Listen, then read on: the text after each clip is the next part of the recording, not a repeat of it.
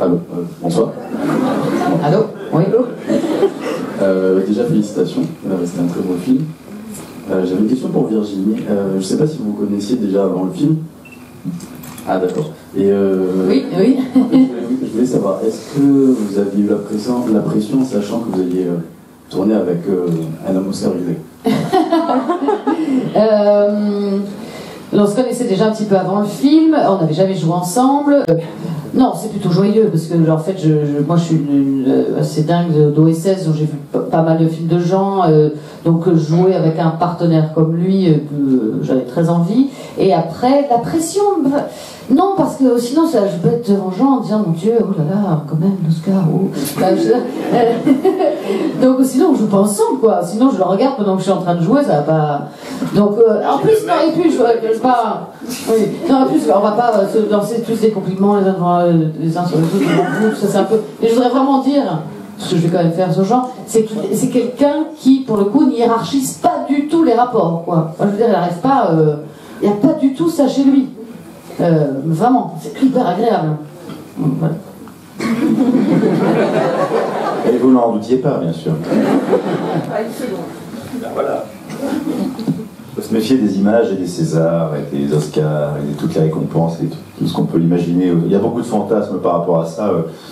L'idée quand même d'arriver très vierge sur un plateau, tous, en disant tiens l'ego on le range.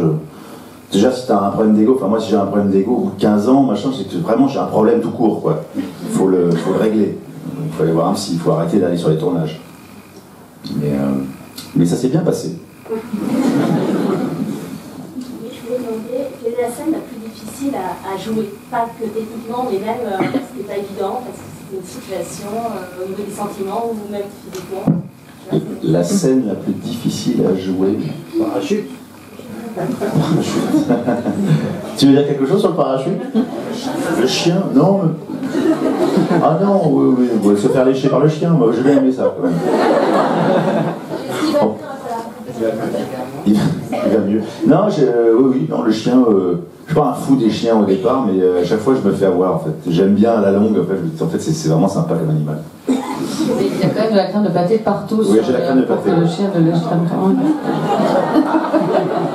Non, il n'y a rien de compliqué, c'est un peu on va dire dans la longueur, en fait, je pense qu'on s'est même à un moment dit, avec Laurent, on va dire, c'est un peu chier aujourd'hui, hein, parce que c'était pas évidemment tout le tournage, il y a des moments où c'est vrai que ça fait quand c'est la 7e ou 8e semaine, et qu'on voit l'équipe technique en train de monter un espèce de pratos, un échafaudage pas possible, tu vas être sur un fond il faut une forme de patience. En fait, voilà, il faut être plus patient que d'habitude. Voilà, sur un plateau, il faut être patient, là, il fallait encore plus de patience.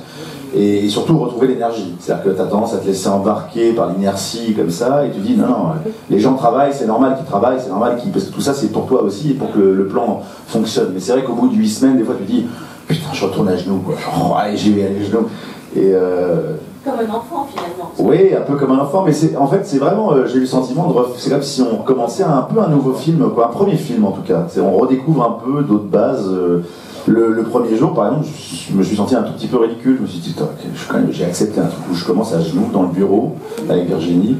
Est-ce qu'on va y croire? Enfin, est-ce qu'on va croire à ce truc-là? Est-ce qu'on n'est pas en train de se planter? Et en même temps, c'est ça qui est super avec Laurent, c'est qu'on a le sentiment qu'il ne doute jamais.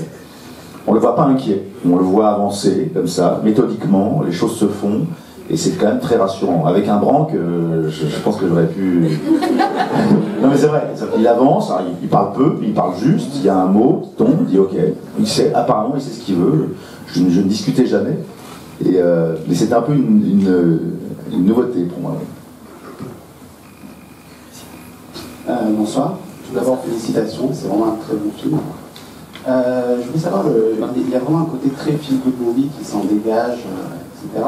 Est-ce qu'à faire, justement, vous avez ressenti cette espèce d'énergie positive qui se dégage du film?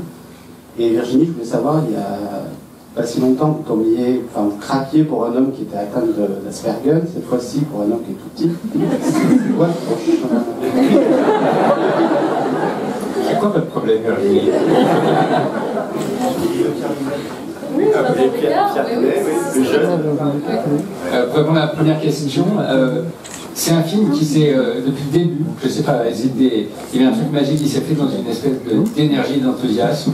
Donc moi c'était il y a 2 ans, juste avant la sortie des vacances du petit Nicolas, je reçois un coup de fil d'une productrice que j'avais jamais rencontrée, qui demande à me voir, qui me dit voilà, j'ai acheté les droits de remake de ce film argentin, etc. Déjà, remake, je me dis bon, ok. Donc je dis bon, ok, je vais jeter un œil, et puis j'étais persuadé que j'allais dire non, et puis le lendemain matin, je regarde le film et je fais ah ouais, d'accord. Et j'avais déjà un autre projet en fait, et j'ai fait bon, ok, l'autre projet je le ferai plus tard, regarde, on va faire ça et on va le faire tout de suite.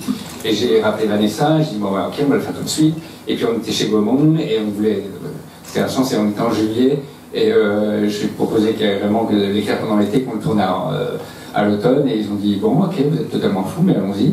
Et puis, tout s'est fait comme ça. On a fini le scénario le 25 août, on l'a envoyé le 26 à Jean. Il a rappelé le 27 en disant je le fais. C'était une espèce de. Le tournage était une espèce de conte de fées comme ça. Alors, avec des moments un peu difficiles et fastidieux techniquement. Mais en tout cas, quand même, globalement, un plaisir à faire. Voilà. Et toi, ton problème avec les autres, c'est quoi?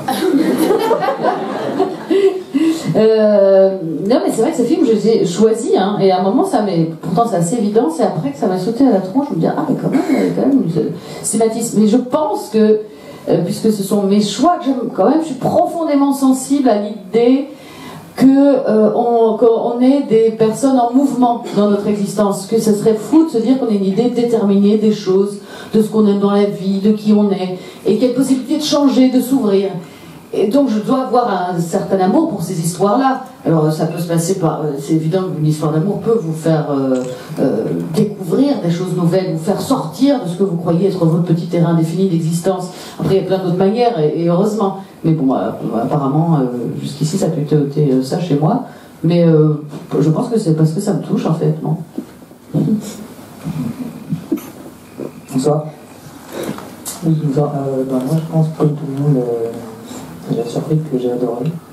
Non pas seulement parce que je suis un grand fan de Jean Dujardin depuis Maurice Denis. D'ailleurs, j'attends avec impatience Maurice 3. C'est pas grave, c'est pas un gros mot. Non, mais voilà, j'attends avec impatience, et puis Virginie aussi depuis à la Nouvelle Star.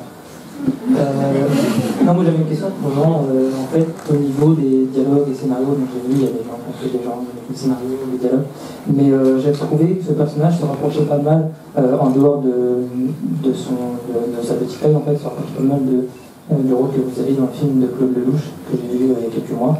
Ah bon? Ouais, parce qu'on trouve, voilà, vous êtes vachement dans la séduction, dans l'humour, c'est... À chaque fois, il s'agit de la faire rire, de la séduire et de la mettre à l'aise, et aussi finalement, elle ne s'ennuie jamais avec vous. Et j'ai l'impression que c'est un personnage qui se rapproche le plus de votre personnalité, je sais pas, et moi, ma question c'est au niveau des dialogues, des blagues que vous faites, etc. Est-ce que vous aviez proposé, ou alors est-ce que les dialogues étaient totalement imposés et il n'y avait aucune proposition de votre part? Alors, au niveau des dialogues, a priori, on a quand même respecté assez le texte. Encore qu'il y avait quelques scènes, notamment la scène du repas, où il y a eu des inventions, notamment du côté de Virginie Efira, avec sa grimace de... Très drôle. Je ne savais pas qu'ils allaient la garder, hein, que Laurent allait la garder. On avait demandé 2 caméras, on a dit est-ce qu'on pourrait avoir 2 caméras. Là, pour les scènes assises, généralement, la scène de restaurant, on ne sait pas, il y a le texte et puis il y a le plus. On peut s'offrir des sorties de route comme ça, on ne sait jamais ce qu'il y a. Mais on ne le fait pas tout seul, ça c'est un truc, l'improvisation. Il faut s'en méfier de l'improvisation. Quand on improvise trop, c'est-à-dire qu'en gros, on n'a pas de scénario, on n'a pas de dialogue, donc ça schlingue, hein, donc il ne faut pas le faire. Quand il y a plutôt une bonne structure, et c'était le cas, il y a un bon dialogue, on se dit tiens, on va s'offrir un petit plus, un petit joker, et là, c'est notamment la scène du repas.